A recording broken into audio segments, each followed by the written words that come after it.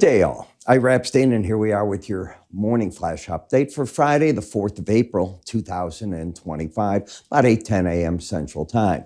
Let's go first to the day's events and see just what we have here. So, as you and I come in, we had the non-farm payroll number. 228,000. The market was expecting, I saw, between 125 and 140. The unemployment rate, well, it went back up to 4.2%. But, in all honesty, if you go back a year, it's been trading in the neighborhood of 4.2 back and forth.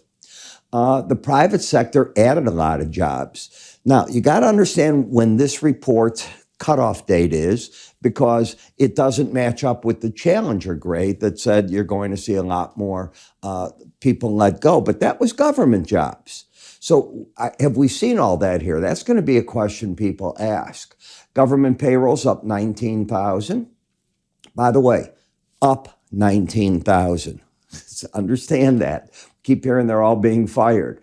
Participation rate up to 6.25%. The average hourly earnings went up 0.3. That's what they were looking for. And the average hourly earnings year over year actually slipped 1/10. Now, China retaliated in a big way. So what China did is they said, hey, they're going to come in with a 34% tariff on all U.S. imports. Where did they get that number from? Let me think. Oh, isn't that the number that President Trump hit them with? All right. So what they did is they struck back. It's an interesting number. They could have gone 54% because that's the 20% of the other part of it. They didn't. All right. So it's more or less, hey, you did it. We're going to do it. Let's get together and talk at some point. Interesting time. Did you know President Xi and President Trump were born on the same day? I didn't know that. I heard it yesterday on CNBC. They're going to start an anti-dumping probe into medical CTRX tubes from both the U.S. and India. They're halting imports of U.S. poultry from 2 big companies, and they're adding more companies to their list not to do business with. All right. Fed Chair Powell and 2 other Fed members speak this morning. So you're going to want to hear what they have to say. This report that you see up here, the jobs, is not a good report for the Fed.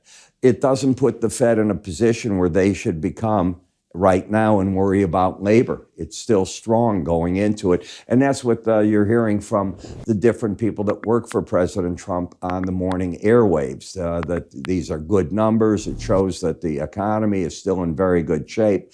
And the president doubled down and said, I'm not changing my policies. Well, that's because he's killing everybody's 401k plan. Look at how much you're down again right here.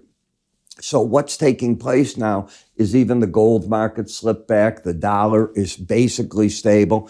You're dropping you're down to the $60 mark in crude oil. You've taken interest rates. You're at 3.88 right now on the interest rate sector. That's a big number to be down to. So as you're there in the 10-year note, you've gotten the president to say he's breaking the dollar, breaking energy prices, going to drop interest rates. Of course, he never said the stock market would drop, but he also said there's going to be pain, and he told you that. Now the question is, everybody doesn't want to do business with the U.S. When does that come home to roost, and how do you create more work and more export market with that? Which tells me this. You've got the 10% tariffs kicking in as of tomorrow. Then on the 9th, another set of tariffs, and after that, one more set in May. Okay. That opens the door for all the negotiations. What you have to be looking for is, first, the retaliation by countries that want to retaliate. Obviously, you just got that in a good way. Canada's doing a bit. You're now seeing that China, there'll be others that come in. And then we'll start hearing, in probably 2 weeks or so, about countries that are meeting with the U.S. and making headway, and maybe their tariffs start coming down. So this is a cycle you're going to go through. Let the market do what it's going to do. It's going to be a painful time, but pay attention to the technicals. And one of the technicals I love are Bollinger Bands. And the reason I love them so much is they give you out of left field where support and resistance could come into the market, and where so many of the different algos that I've studied over the years take money off the table.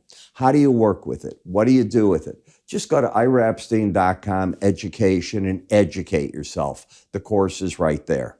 I'm Ira. You have yourself a great morning. I'll catch up with you all over the weekend as we look at the weekly charts and see what the heck they're going to show. Take care.